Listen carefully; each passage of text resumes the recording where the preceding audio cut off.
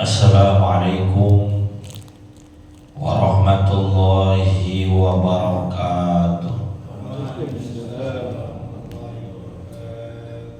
Bismillahirrahmanirrahim.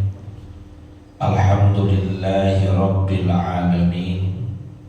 Allahumma salli wa sallim ala sayyidina Muhammadin wa ala alihi wa sahbihi ajma'in, amma ba'du. Fa inna asdaqal hadits kitabullah wa khairal hadi hadi sayyidina Muhammadin sallallahu alaihi wasallam, wa syarrul umuri muhdatsatuha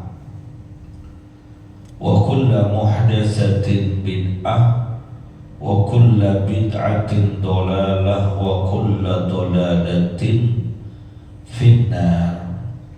Subhanaka la ilma lana illa ma 'allamtana innaka antal alimul hakim. Rabbi shrah li sadri wa yassir li amri wahlul 'uqdatam min lisani yafqahu qawli, amin. Alhamdulillah, sama-sama telah kita laksanakan kewajiban kita sholat maghrib dikerjakan secara berjamaah, lalu lanjut hadir di majelis ilmu. Mudah-mudahan rangkaian ibadah ini diterima dan digandakan pahala oleh Allah Subhanahu wa ta'ala. Kita awali pengajian ini dengan membaca suratul Fatihah. Kita niatkan pahamnya sampaikan kepada pengarang kitab yang kita gaji dan juga kepada orang-orang yang telah berjasa mewakafkan harta dan tanahnya untuk kepentingan masjid kita ini, pada orang tua kita, kakek nenek kita, sanak famili, saudara serta guru-guru kita yang telah meninggal dunia. Semoga Allah Subhanahu wa ta'ala ampuni segala dosa dan kesalahannya. Allah terima amal ibadahnya. Allah jadikan kuburnya raudhah min riyadil jannah biniyatil qabul wa bijahir rasul. Al-Fatihah.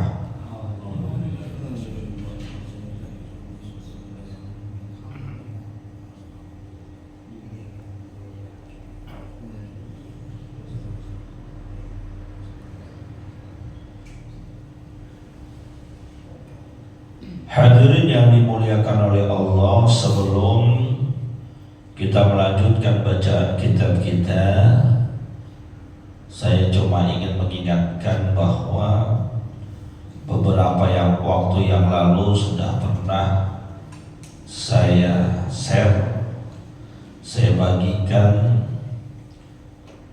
zikir tasbih tahmid yang kalau kita baca insya Allah banyak faedahnya. Udah dibagiin apa belum? Udah ya. Sekedar mengingatkan, zikir yang saya maksud adalah kalimat subhanallahi wa bihamdi adada khalqi wa ridha nafsi wa zinata arshi wa midada kalimati. Di mana kalau kita lihat riwayat hadisnya sahih, suatu ketika baginda Nabi kita Muhammad sallallahu alaihi wasallam ketika mau berangkat sholat subuh, dilihat salah seorang istrinya yang bernama Juwairiyah bintul Haris. Salah seorang istrinya bernama Juwairiyah binti Al-Haris. Beliau ini rajin ibadah walaupun sebelumnya tidak beragama Islam. Juwairiyah binti Al-Haris ini adalah salah seorang putri dari kepala suku Bani Mustalik. Saat itu kepala suku Bani Mustalik itu ingin memerangi kaum muslimin.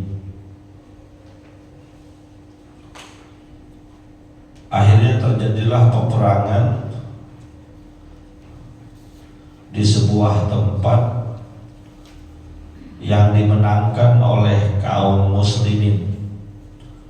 Hukum peperangan saat itu, siapapun yang memenangkan pertempuran, maka yang kalah menjadi tawanan.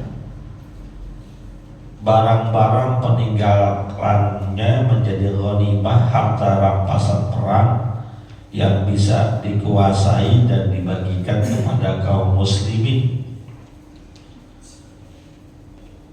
Nah, karena kalah dan kebetulan Juwairiyah binti Al-Haris ini ikut tertawan. Bapaknya meninggal dunia, suaminya meninggal dunia dalam peperangan tersebut. Akhirnya menjadi tawanan.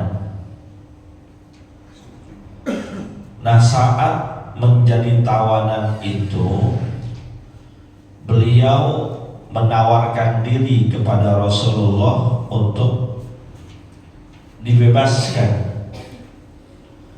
Dan ini adalah salah satu keutamaan Rasulullah yang memiliki sifat pemaaf dan penuh kasih. Karena kalau sudah menjadi tawanan perang, ujung-ujungnya jadi budak. Orang dari status merdeka menjadi budak itu turun derajat, merasa terhina. Makanya Rasulullah dalam sebuah pernyataannya mengatakan, ada 3 golongan orang yang perlu kita deketin dan perlu kita temenin. Siapa? Pertama, azizun zallah, orang mulia yang jadi kaum rendahan. Tadinya mulia, orang menghormatin, tahu-tahu jadi orang biasa aja. Itu kudu kita temenin sebagai bentuk motivasi, dorongan psikologi. Mohon maaf, orang kalau biasa jadi pejabat, yang namanya pejabat dihormatin, tanda tangannya laku. Giliran udah nggak jadi pejabat, orang udah nggak anggap, tanda tangannya kurang tapi laku, komunitasnya berkurang. Maka yang begini temenin, biar kagak stres. Sama tuh, tadi ini Juwairiyah bintu Al-Haris, tadinya orang mulia, anak kepala suku, anak presiden, anak gubernur, jabatannya tinggi, tentu berlimpah harta kekayaan. Tiba-tiba jadi tawanan, bisa jadi budak. Maka perlu diberikan dorongan dan motivasi. Yang kedua, kata Nabi, yang perlu kita perhatikan dan berikan dorongan motivasi adalah ghaniyun qadim taqara. Orang kaya yang jatuh miskin, jatuh bangkrut, kudu kita temenin tuh. Mohon maaf, kadang kan kita kebalik. Kalau ada orang miskin tiba-tiba jadi orang kaya, berebut orang temenin. Tadinya nggak punya apa-apa, tiba-tiba jadi miliuner, berebut orang temenin. Haji Aslani nih, orangnya biasa-biasa aja, tahu-tahu ada yang kasih duit 1 triliun. Yang pasti pertama berhenti jadi marbot. Duit gue triliunan, ngapain jadi marbot? Gaji kagak seberapa, kan begitu urusannya. Pulang kampung, mending pulang kampung kawin dulu di sini. Banyak duitnya, udah. Orang kalau dari miskin banyak duit, banyak orang yang ngaku-ngaku teman. ngaku saudara, baru timbang satu kampung doang panggilnya AA. Saudara udah. Emang begitu kalau udah urusan nama harta apa kekayaan. In zada mali kullun nasi khalani wa in qalla mali fala ahadun yusahibuni. Kalau duit saya lagi banyak, dompet isinya merah semua, rekening gemuk, semua orang pengen nemenin kita. Jalan aja ke depan lagi banyak duit, banyak yang negor. Jasa mau kemana? Tuh. Walaupun gak begitu kenal, ketemu negor. Kenapa ya? Banyak duit. Wa in qalla mali, kalau duit saya dikit habis uang saya, fala ahadun yusahibuni, gak ada manusia yang mau nemenin.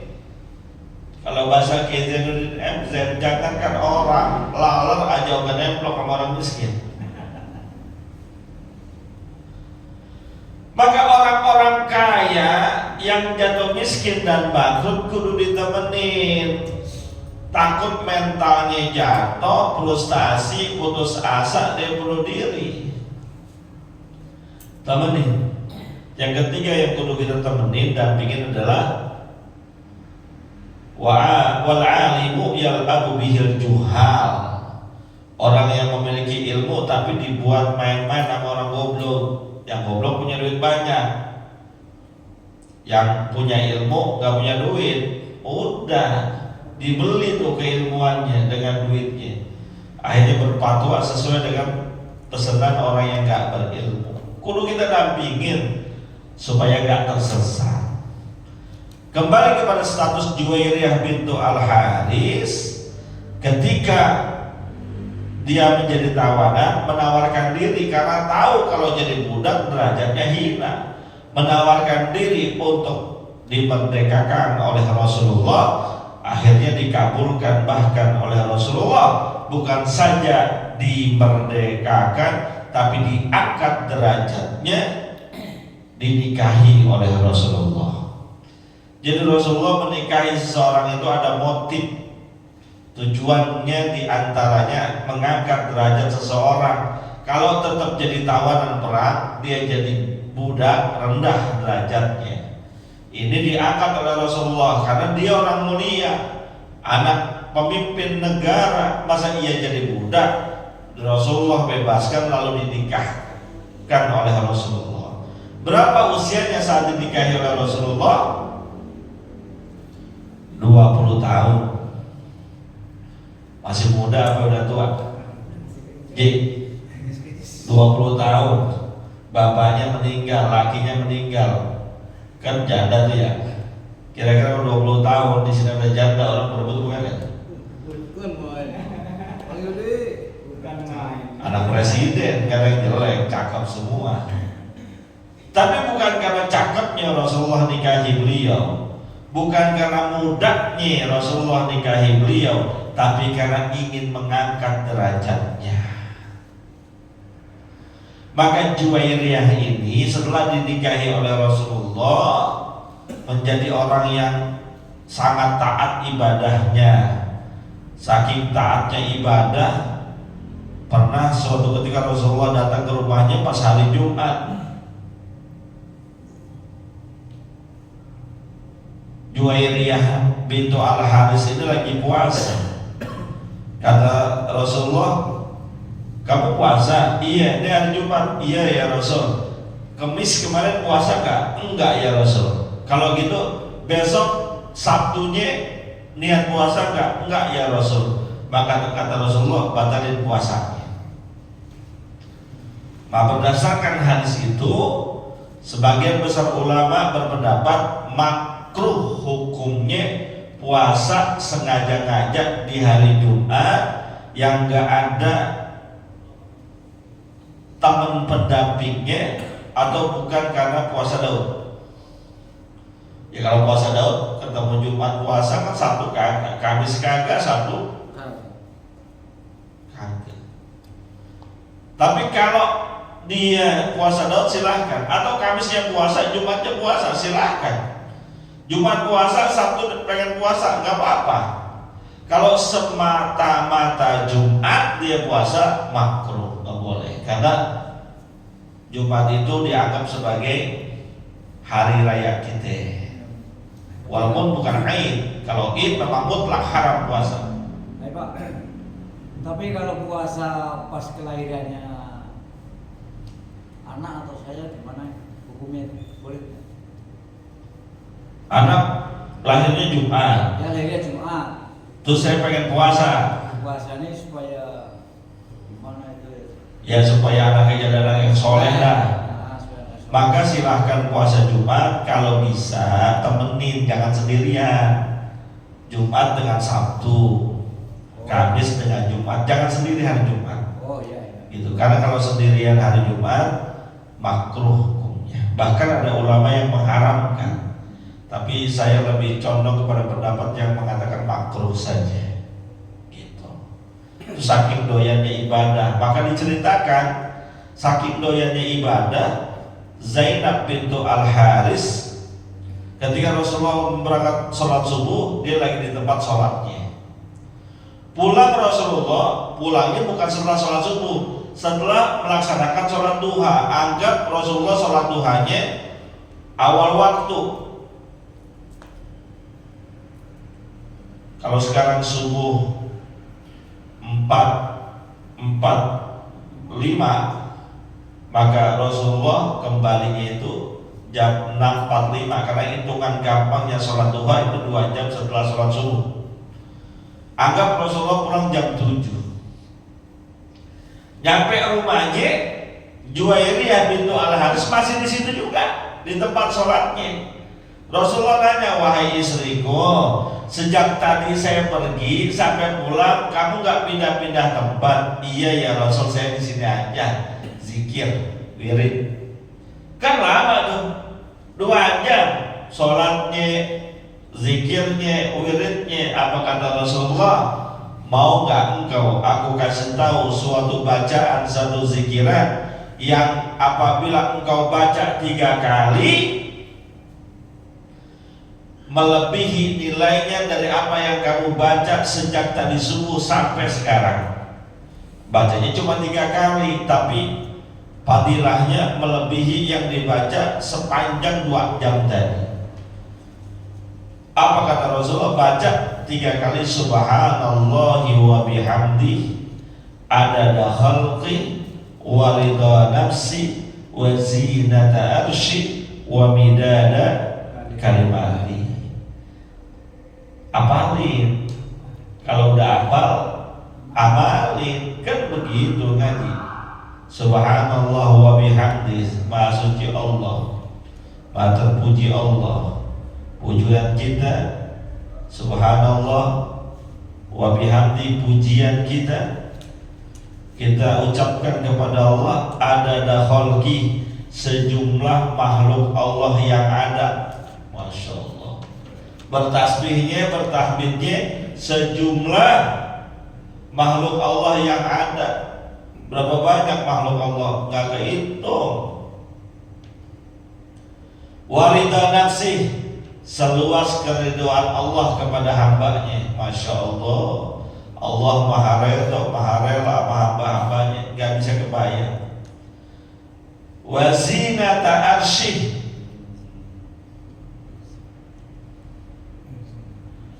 seluas setinggi arsy-Nya Allah, nggak kebayang kita. Wa midada kalimati, sebanyak kalimat-kalimat Allah, juga nggak terhitung, nggak terbatas. Artinya pujian kita melampaui batas hitungan akal kita. Tuh kita baca 3 kali, maka wiridan yang 2 jam kebayang. Jangan sampai luput.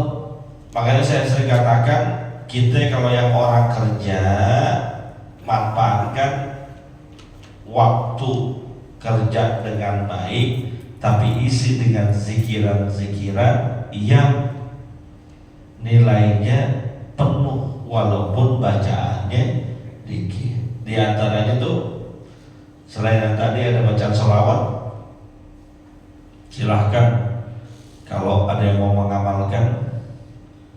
Allahumma sholli wa sallim ala sayyidina Muhammad wa ala ali sayyidina Muhammad adada man shalla alaihi.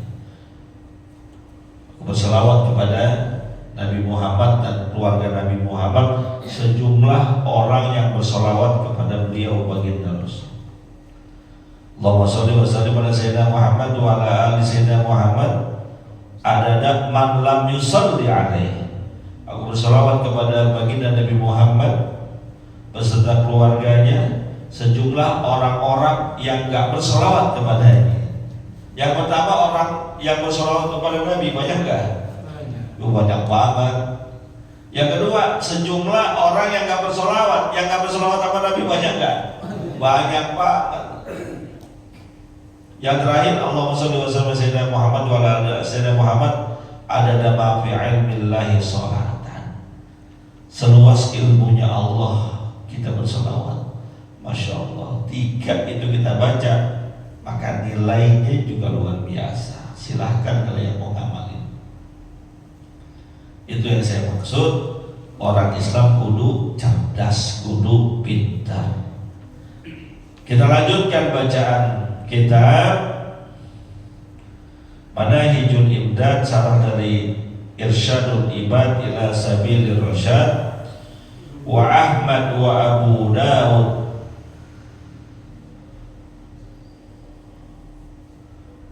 Hataini sholataini, ada riwayat hadis yang mengatakan 2 macam sholat ini, yakni al-isya was subuh, sholat isya dan sholat subuh, kata baginda Rasul, min athqalis sholati alal munafiqin, merupakan sholat yang paling berat dilakukan oleh orang munafik. Sholat isya dan sholat subuh. Hadirin yang dimuliakan oleh Allah, zaman dulu saat Nabi di Madinah, itu sekeliling Nabi banyak-banyak orang munafik, orang yang pura-pura Islam, padahal hatinya benci sama Islam. Tuh di dalam surat Al-Baqarah ayat-ayat 1-20-an itu ada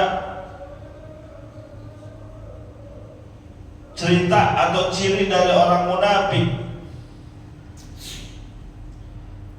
yang apabila berjumpa dengan orang beriman, wa idza laqul ladzina amanu qalu amanna.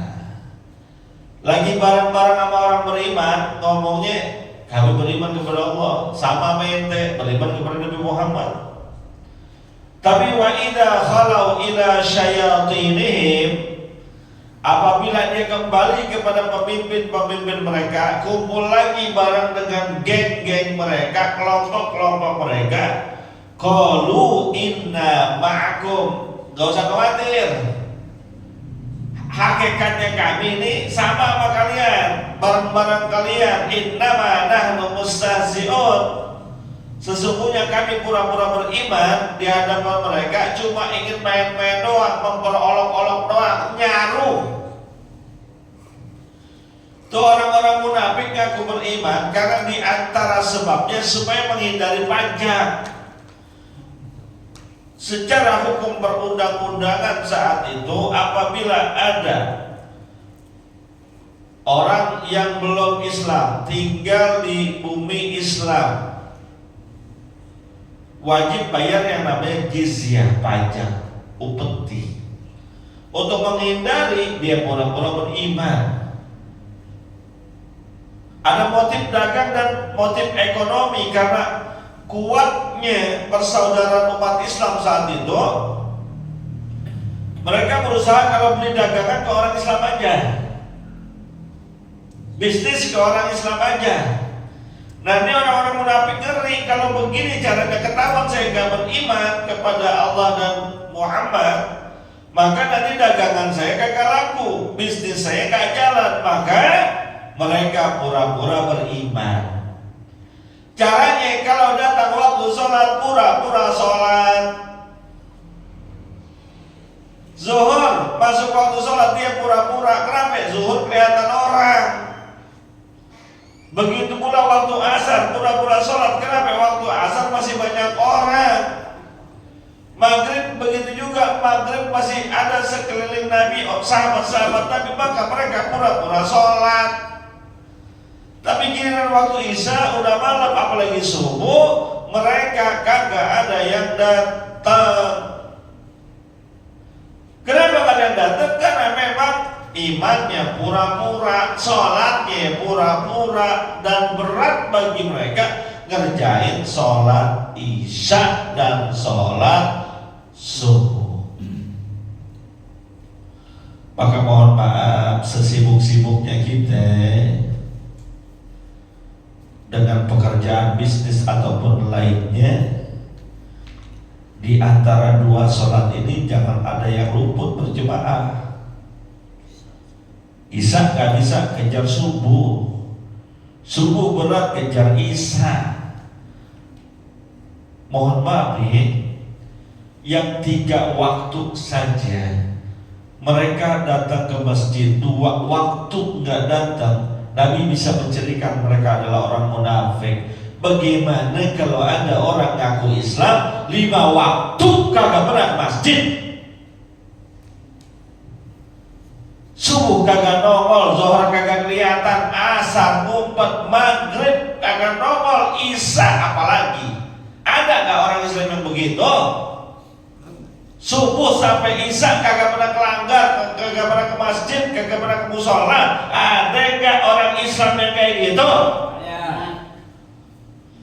La haula wala quwata illa billah. Kalau dikatain itu orang Islam bukan sih, kok nggak pernah ke masjid? Islam tuh KTP gue liatin tuh Islam. Tapi subuh nggak nongol, zuhur kagak kelihatan. Nah begitu. Sering saya katakan, seandainya pun kita sibuk banget 5 waktu nggak bisa, kejar 1 aja. Dipertegas di sini, kalau bisa Isya atau subuh nongol di masjid biar kelihatan jadi orang Islam. Nggak pernah nongol ke masjid, tahu-tahu meninggal dunia, maunya dibawa ke masjid. Iya, terima apa jangan begitu? Nggak pernah ke masjid selama hidupnya, giliran mati maunya dibawa ke masjid, terima apa jangan? Setelah nih, ada orang nggak pernah ke masjid, meninggal dunia, minta dibawa ke masjid, terima apa jangan? Terima.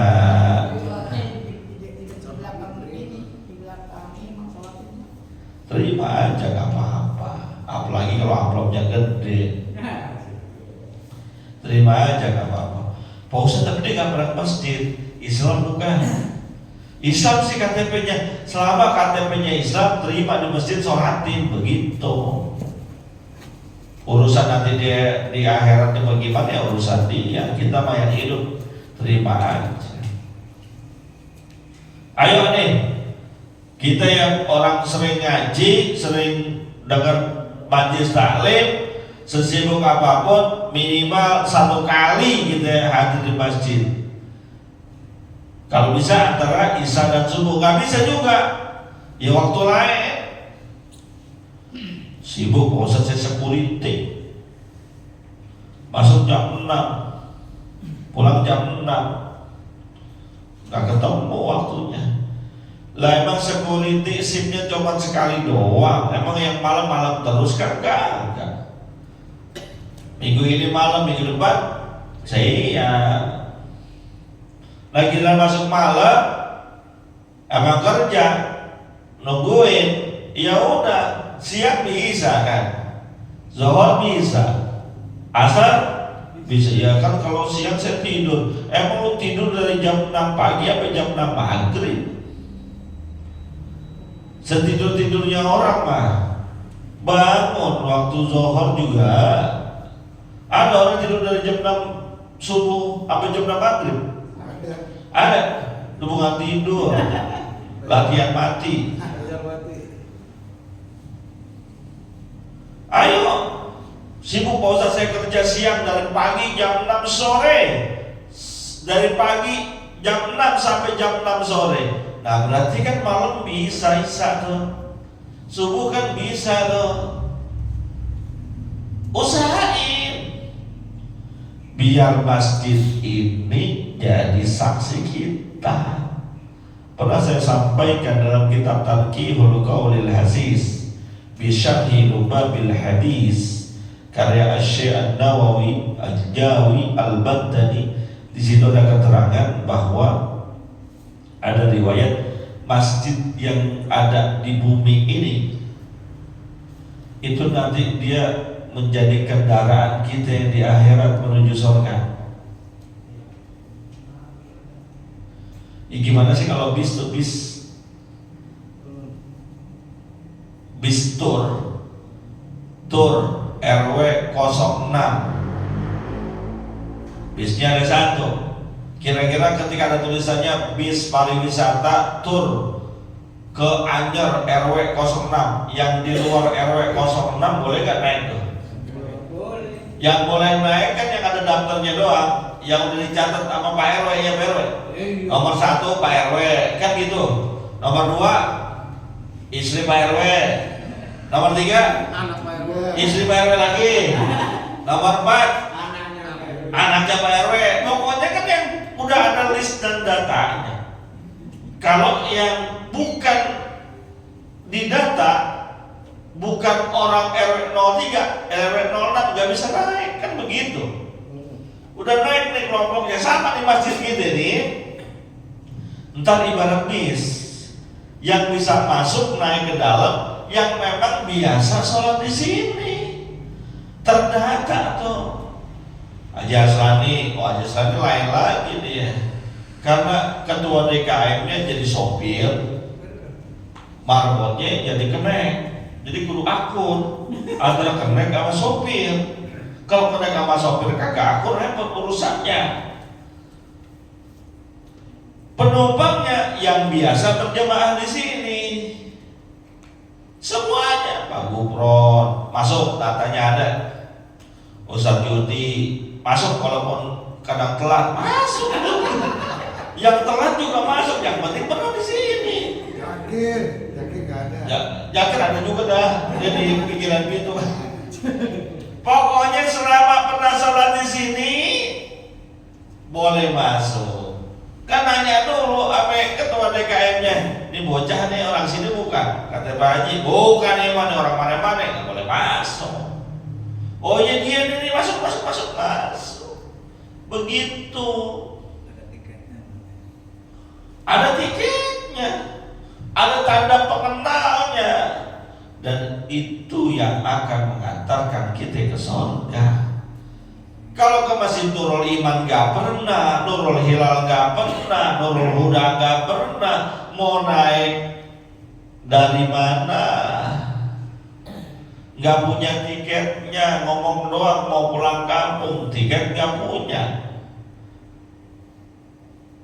Sinar Jaya dia gak punya tiketnya, Dedi Jaya gak punya, Santoso kagak beli, Tunggal Daya ketinggalan, Haryanto kagak punya. Ya udah, mau naik apaan ente?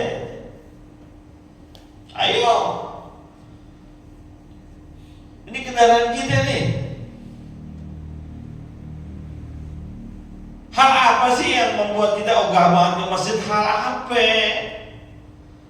Gedeg banget sama masjid, gogah ke masjid Nurul Iman, gue gedeg banget sama pengurusnya. Kalau lu gedeg sama pengurus masjid Nurul Iman, kan ada masjid lain Nurul Hilal.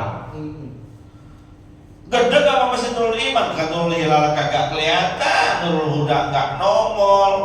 Berarti bukan gedeg sama pengurus masjidnya, emang lu gedeg sama masjid. Ayo Pak, padahal Masya Allah Pak, mohon maaf dah, Alhamdulillah masjid-masjid sekarang udah aman, sejuk, nyaman. Hampir rata-rata masjid musola yang pernah saya singgahi itu ada AC, hampir rata-rata. Kalau dulu ya, masya Allah, cuman kipas angin, mana buang-buang doang, atau ngomong-ngomong di atas kayak helikopter loh. Zaman dulu kan begitu ya, mana nempel di plafonnya mau jatuh, gua ngeri di bawah kipas angin, rubuh juga nih. Dulu mah begitu, sekarang mau udah nyaman ini aja di masjid, AC-nya berapa banyak? Adem, Pak. Mau alasan apa sekarang nggak ke masjid? Panas, udah adem. Jauh Pak Ustaz, rumah saya di komplek.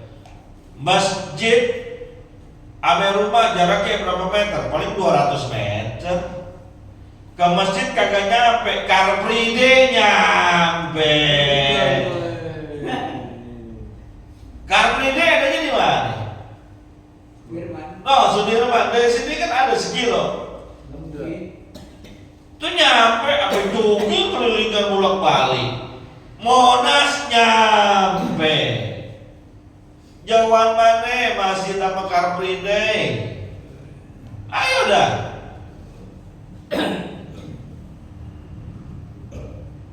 Mau alasan apa sekarang?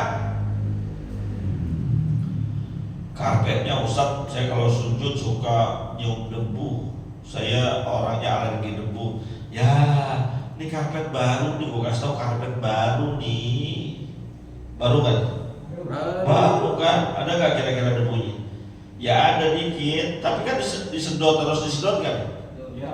Disedot ya, setiap Jumat ya, sedot. Oh, mau alasan apa sekarang? Coba kalau itu mau singgah mau ke masjid juga alasannya apa?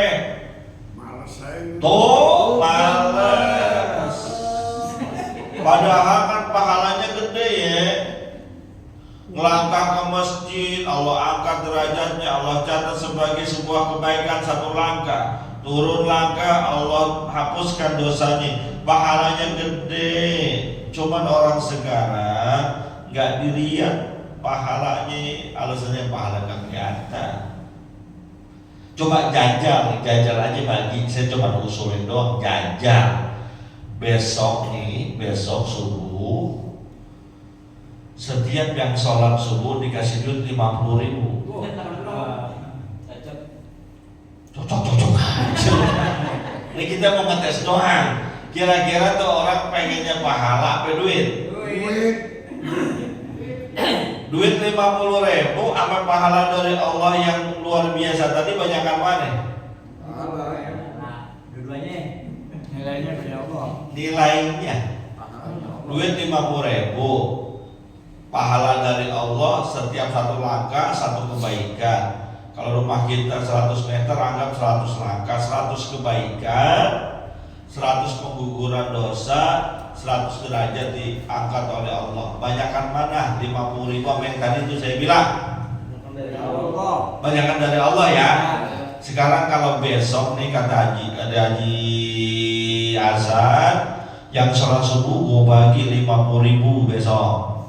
Tapi pahala lu buat gue kira-kira mirip pahala apa duit 50.000? Dari Bangka kemarin 50.000. Dari Bangka kemarin. Belum aja udah nongol. Ini boncengan. Tuh Pak, karena kita lihatnya materialistis, yang bentuk, yang nyata, yang kelihatan. Jangan 50.000 dah kebanyakan. 20.000 aja, 20.000. Besok Jumat ada kasih 20.000. Sabtu rame di sini besok. Beneran. Udah mati deketin pajasan mulu. Kita lebih ke materialistis, padahal yang Allah janjiin luar biasa. Lanjutan hadisnya. Walau ya'lamuna fadla ma fihima. Kalau kalian tahu keutamaan antara sholat subuh dan sholat isya, kalau kalian tahu tuh keutamaan keduanya, la atauhuma walau habwan, pasti kalian akan datang juga berangkat ke masjid untuk sholat subuh ataupun sholat isya, walaupun jalannya kudu ngerangkak. Kita lagi sakit nih, lagi puyeng, datang sholat isya, sholat subuh ke masjid, kita tahu keutamaannya. Kata Nabi, kalian pasti akan lebih pilih berangkat walaupun sambil seroyongan, sambil merangkak. Tapi kan gak ada yang begitu ya, boro-boro. Jangan kata puyeng keliengan, timbang gerimis juga. Subuh lagi gerimis, ya. Aja jam 4.45, 4.40 gerimis. Berangkat apa kagak? Kalau duitnya mau. Oh, kalau ada duitnya mau. Ini baru. Bela-belain. Nggak berangkat Pak kita. Cuma gerimis doang nggak berangkat gitu. Kenapa? Karena kita nggak menyadari keutamaan sholat isya berjamaah ataupun sholat subuh berjamaah. Jadi milih stay aja di rumah. Beda kualitasnya. Walaupun kita sholat juga di rumah isya ataupun subuh, tapi dengan berjamaah beda kualitasnya. Beda. Paling nggak nih Pak, Bapak kalau sholat subuh berjamaah di masjid ataupun musola, paling nggak Bapak pasti sholat sunnah.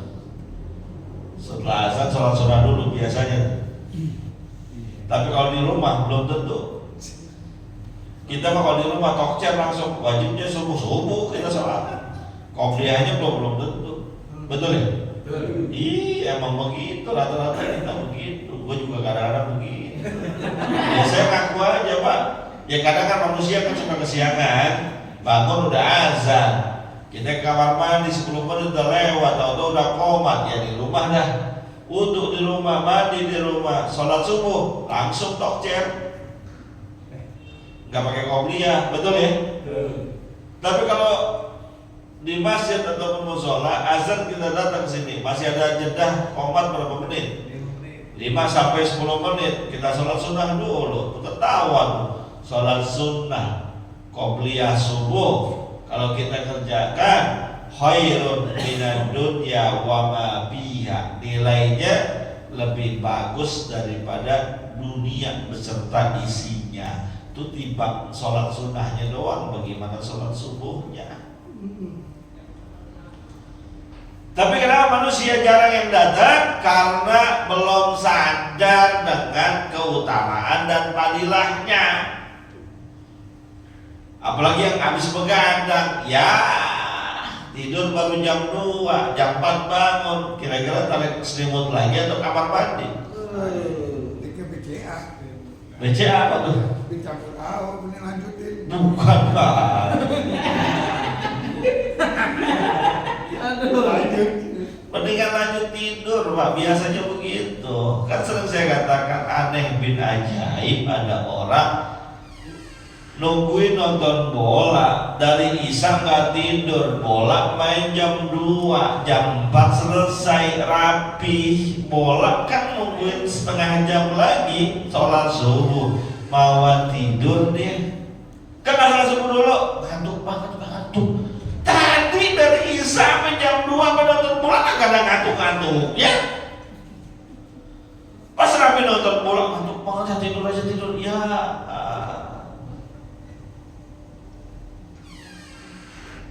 Tuh kata Nabi, kalau tahu keutamaannya berangkat juga, walaupun merangkak, walaupun didorong, walaupun digendong, walaupun pincang-pincang,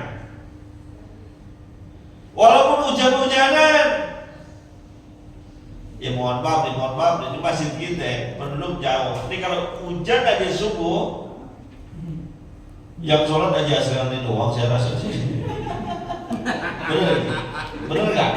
Subuh hujan, Ajan dia. yang nyalain lampu dia, yang ajan dia, yang komat dia, yang sholat dia, yang lain mana? Ada gitu yang datang berangkat mau sholat pakai jas hujan, basah-basahan ada. Ketuanya itu belum tentu. Ketuanya lagi sibuk soalnya, ketuanya sibuk, banyak urusan. Maklum dah kalau orang sibuk begitu. Ayo dah. Udah isap belum? Belum ya. Kasih tahu kalau isap saya kalau gaji kelamaan tuh suka gimana gitu rasanya. Apalagi samping saya ada pejabat. Takut dicolek saya. Ayo Pak. Walau habuan pasti kita mau untuk walaupun merangkak.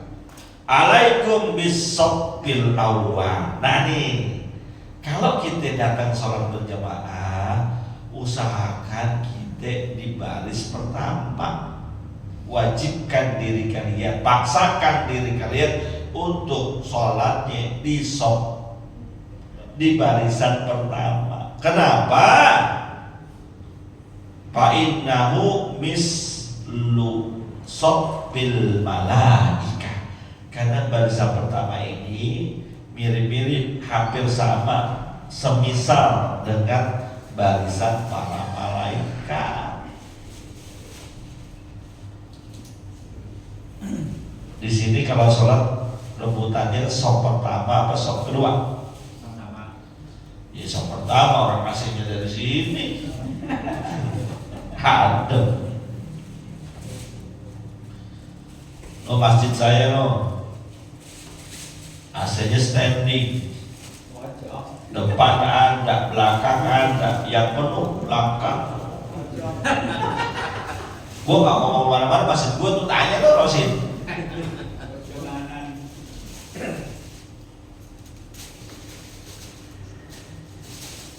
Nyari yang ademan. Karena kita ini komat nih.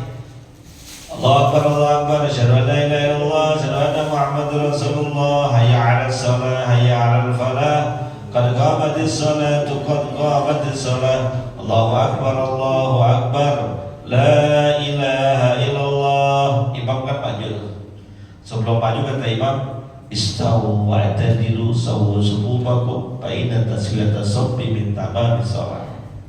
Luruskan, rapatkan barisan, karena lurus dan rapat barisan merupakan tanda kesempurnaan sholat. Itu jemaah ada di belakang.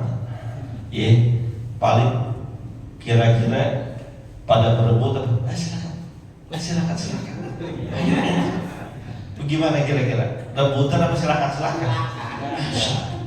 Itu yang lebih pantas. Saya berkelana baik kan? Ada di alasan.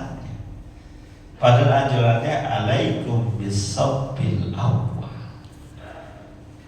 Wajibkan, paksakan diri kalian untuk saf pertama, karena saf pertama adalah barisan para malaikat. Kenapa? Supaya bisa bareng malaikat. Karena dalam riwayat yang lain dikatakan, kalau kita sholat lalu aminnya bareng imam, maka itu aminnya bareng malaikat. Siapa yang aminnya bareng malaikat, maka dosa dan kesalahannya diampuni oleh Allah Subhanahu wa taala. Ini barisan malaikat nih. Barisan malaikat Ustaz, ya kalau gitu gua di belakang aja dah. Berarti situ kan ada Israel juga Ustaz. Ya enggak begitu maksudnya. Ini bagian yang rahmat Allah turun banyak di sini. Jadi isi di sini dengan sebaik-baiknya. Itu konsumsi udah dibagi, apa udah waktu kali ya? Udah ya. Bilang dong tuh tanda nih, Ustaz, udah makin konsumsi masih ngajar aja. Cuma tahu diri orangnya, kalau konsumsi sudah dibagikan, kita pindah tutup kan begitu, ya. Repot kalau di sini Pak. Bener ya, udah bisa ya, karena konsumsi sudah dibagikan. Sebelum saya tutup, ada yang mau nanya nggak? Silakan. Jangan nanya. Nggak ada kan? Ada. Kita sering kalau pulang kampung pakai travel. Ya. Kadang mau sholat subuh nggak bisa, nggak turun trennya itu gimana? Waktu sholat subuh nggak bisa turun. Iya. Tapi sempat nggak sholat subuh? Iya, nggak bisa, nggak langsung aja mobilnya gitu. Oh, bukan berhenti. berhenti. Berhenti. Nggak berhenti. Terus nyampe rumah, Udah kodok itunya. oh iya, enggak nyampe rumah siang berarti udah lewat subuh, Iya. gitu ya. Gini, ketika kita di perjalanan, yang bawa mobil bukan kita, travel, ya kan? Kita kan numpang namanya tuh, terutama sholat yang waktunya sempit, maghrib dengan subuh sempit waktunya, sudah masuk waktu sholat. Sopirnya nggak bakal berhenti deh karena ngejar waktu, kan begitu. Kalau kita nungguin sampai berhentinya kita, berarti nyampe rumah siang. Apa yang saya lakukan? Pertama, ketika di mobil, saat sudah masuk waktu sholat ikroman lil wakti. Ada namanya sholat ikroman lil wakti, sholat menghormati waktu. Bagaimana bentuknya? Kita belum punya wudu, iya, nggak pakai wudu. Tayamum, Ustaz, bagaimana tayamum? Iya. Jadi sholat menghormati waktu itu sholat nggak usah wudu. Kalau bisa memang ada wudu, nggak usah wudu, bergerak dengan bacaan sholat yang bisa kita lakukan. Tetap sedekah, baca Fatihah, baca surah, ruku begini, sujud begini, terus begitu. Tapi ini kan hitung sholat, namanya menghormati waktu.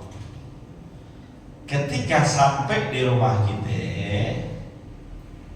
masih ada waktu itu sholat, maka kerjain. Karena yang tadi kita belum sholat, orang gak ada wudunya gitu. Kalau masih dalam waktunya, berarti kita nyolatnya ada tunai itu. Karena masih di waktu.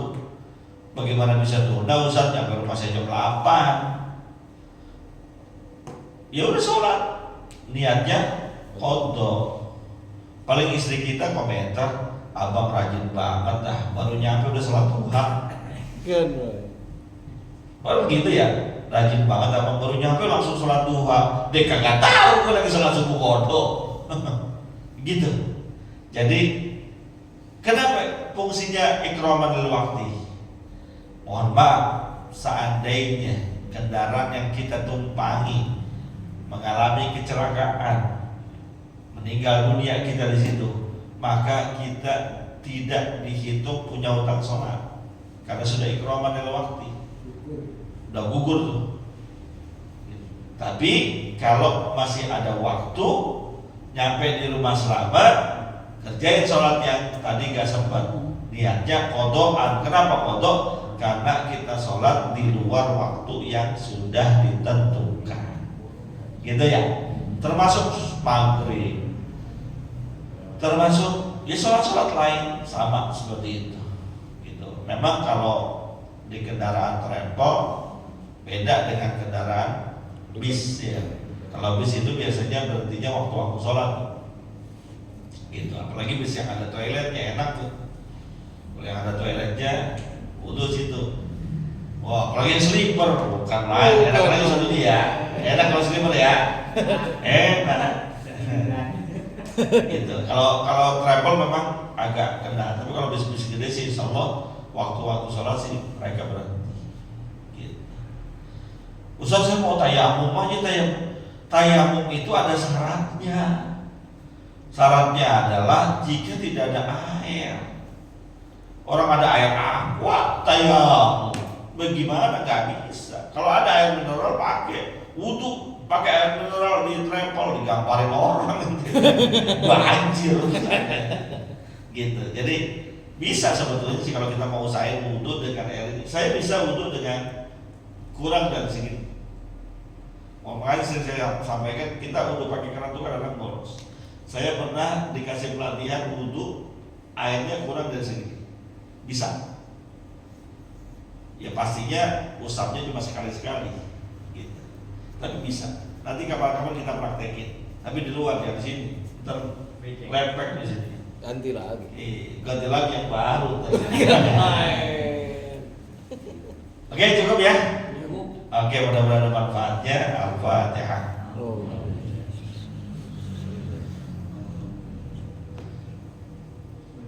Iya. Bismillahirrahmanirrahim. Alhamdulillahirabbil alamin. Allahumma shalli wa sallim ala sayyidina Muhammad wa ala ali sayyidina Muhammad. Allahumma ighfir lana wa liwalidina warhamna warhamhum kama rabbawna shighara. Rabbana fa'alna bima 'allamtana rabbi 'allimna ma yanfa'una. Wa hab lana ya wahhab ilman wa hikmatan wa rizqi ya razzaqul musahhila wa bil khairi fattah wa bil huda wa bil 'ilmi 'alim kulli mufaddila. Wa sallallahu ala sayyidina Muhammadin wa ala alihi wasallam. Alhamdulillahirabbil alamin. Terima kasih. Mohon maaf. Assalamualaikum warahmatullahi wabarakatuh.